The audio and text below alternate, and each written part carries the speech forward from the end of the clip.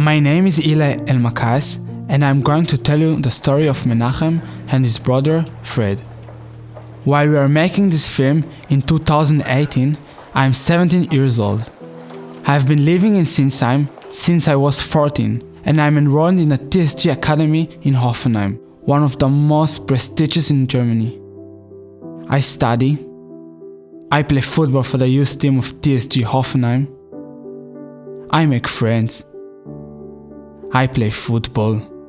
I hang out with my dad, who lives here. I study a bit more. I play football. And football. And when I have some time off, Okay, you get it.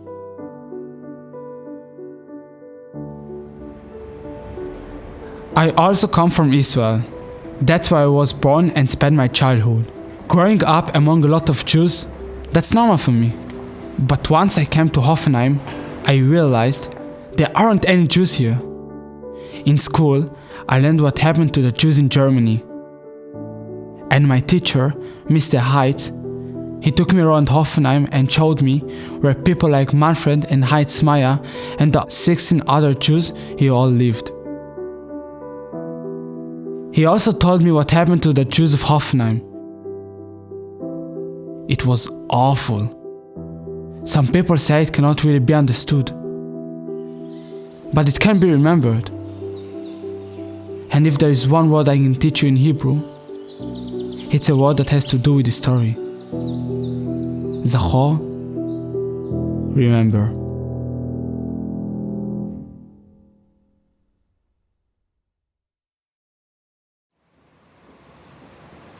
Karl Mayer was born in 1894, and he was from a family of cattle dealers who lived in Hoffenheim, something Jews in rural Germany did quite well back then.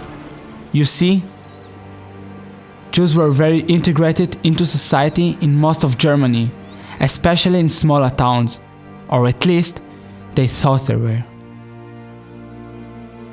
When the First World War began in 1914, Karl Mayer served his fatherland and fought in the German army. He was captured by the British and after the war was awarded an Iron Cross. After the war, Karl continued as a cattle handler and he met Mathilde Wertheimer, Hilde, who came from a small village nearby, Neidenstein. They married in 1927 and their first son Manfred was born in 1929 and Heitz was born in 1932. They grew up on Neue Straße and this is what it looked like. And yes, they lived in an apartment in the synagogue which could hold all the Jews of Hoffenheim, and there weren't very many of them.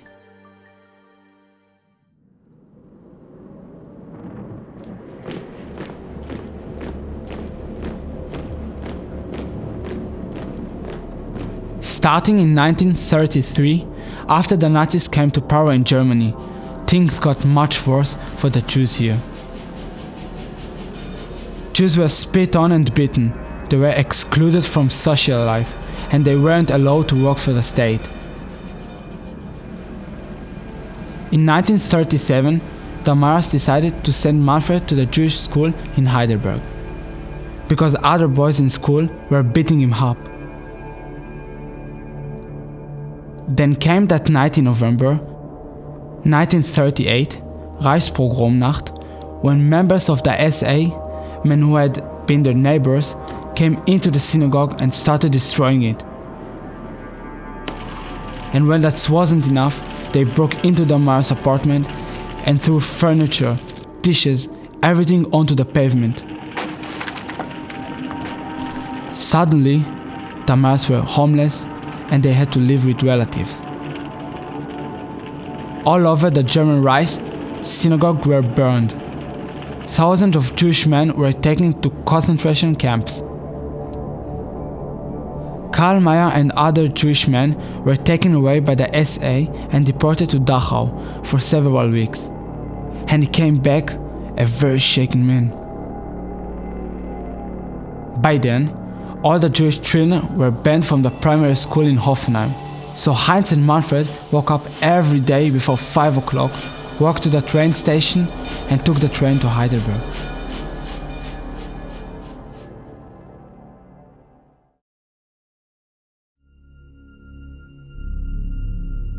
Manfred and Heinz continued on, making the trip to Heidelberg until Tuesday, 22nd October 1940.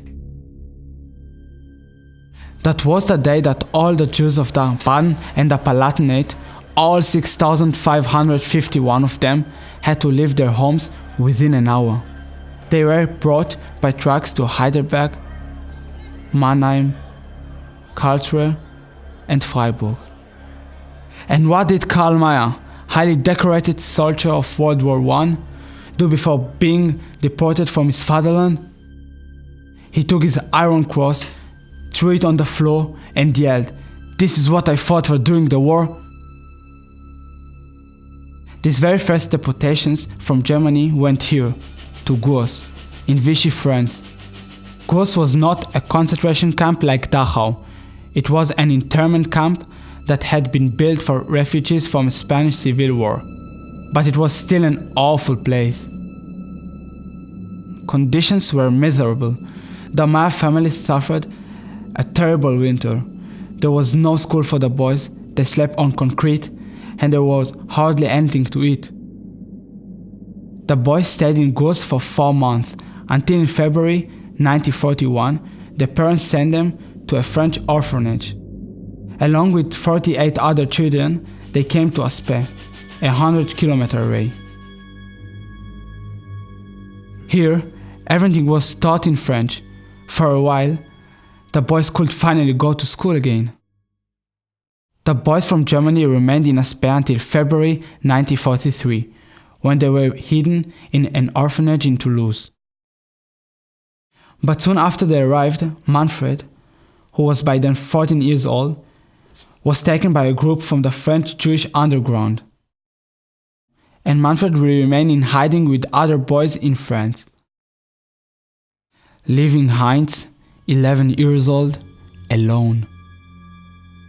Heinz remained in Toulouse until May 1944, and late one night, he and some other children were smuggled over the mountains into Switzerland. Heinz was taken from one Orthodox Jewish home for boys after another, and he became very religious. But what happened to their parents, Karl and Hilde? In 1941, the German Jews in Gurs were taken to another camp, Camp de Rivsal. Another internment camp. More misery. They sent their sons letters until 10th August 1942, when they sent this last letter. Meine lieben Kinder, will euch schnell vor der Abreise einige Zeilen schreiben. Habe gestern Abend den großen Schließkorb mit viel Wäsche an euch abgesandt, da wir jetzt abreisen und dürfen nur Handgepäck mitnehmen. Wenn ihr nach Amerika kommt, so seht zu, dass ihr was mitnehmt davon. Vielleicht kommen wir mit Gottes Hilfe auch noch dorthin. Weiß nicht, ob wir euch schreiben können, vielleicht durchs Rote Kreuz. Bleibt brav und gesund, eure euch liebende Mutter. On 10th August 1942, Karl and Hilde Mayer were taken by train to Troncy along with 2,300 other Jews. And from there, they were taken on a train that will bring them here. The Soviets liberated the prisoners from Auschwitz on January 27, 1945, but of those who were still alive, Tamaras were not among them.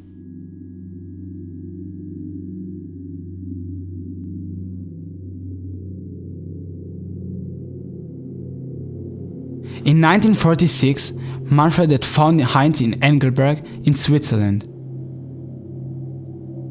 And because they had already met Jews who were coming back from the camps, they knew in their hearts they would never see their parents again. Heinz dealt with his pain by remaining religious. But Manfred simply said, "God is dead." A month later, Manfred received an affidavit to come to America, and Heinz remained in Switzerland. In May 1948, Heinz learned that the State of Israel was founded. For a teenager who had just spent the most miserable childhood imaginable, who no longer had home nor family to go back to, Heinz said goodbye to Europe and arrived in Israel in September 1948, where he gave himself his Jewish name. He would no longer use the name Heinz. Now he was Menachem, and at the age of 16, life could begin. In 1950, Menachem joined the army and moved to a kibbutz, and with his two hands, like so many others, he built a country. He worked with boys who didn't have parents, something he knew about. He met a lovely woman, Chava van Cleef, who had come from Cologne, and they married in 1956. They had 3 children, Jonathan, Michal, and Zvi.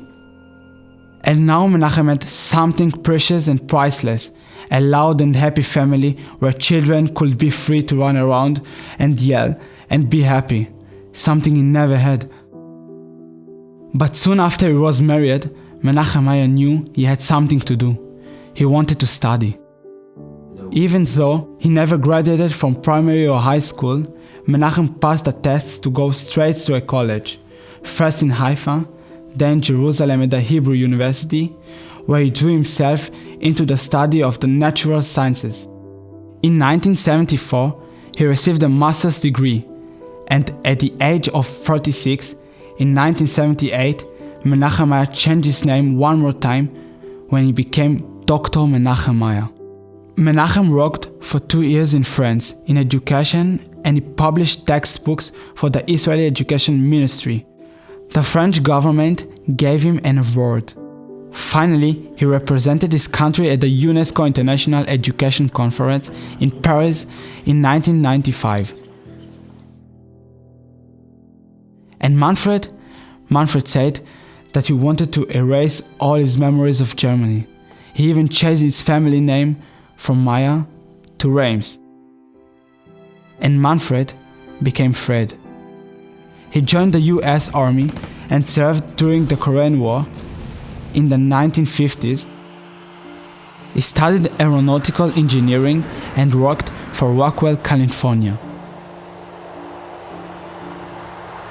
He was deputy director of Grumman Aircraft. And what did Fred work on? Well, here is one of the early drawings, and yes, it became the Apollo Space Shuttle. Fred started his own family. He married Diane. They had 2 children, Susie and David. But Fred lost Diane in 1993. And this is his second wife, Lydia.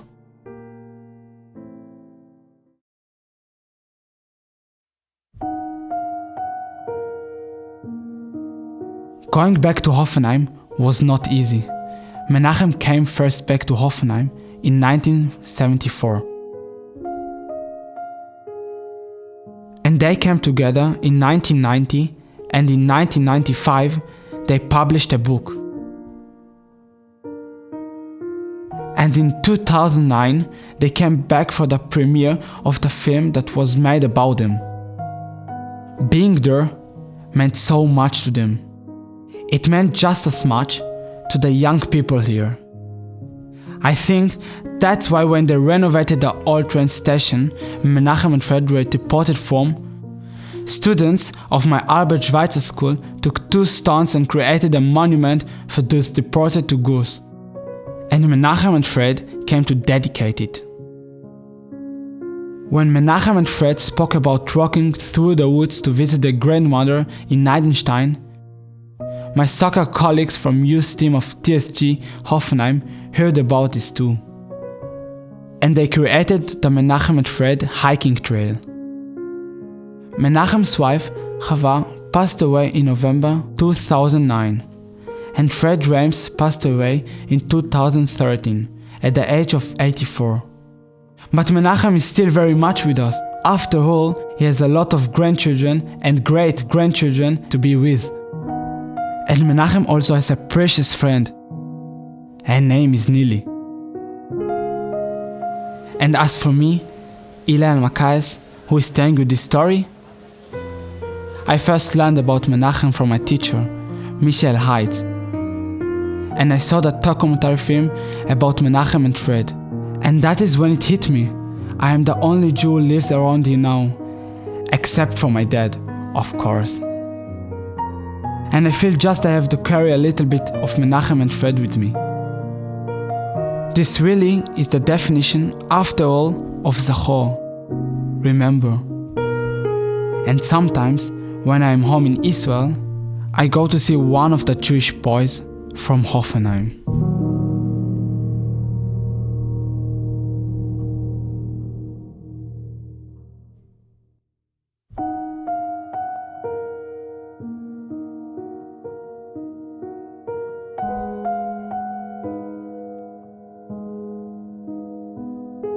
Das war mein Schicksal. Ich kann nicht benutzen den Ausdruck, ich bin glücklich, dass ich entkommen bin. Was ist Glück?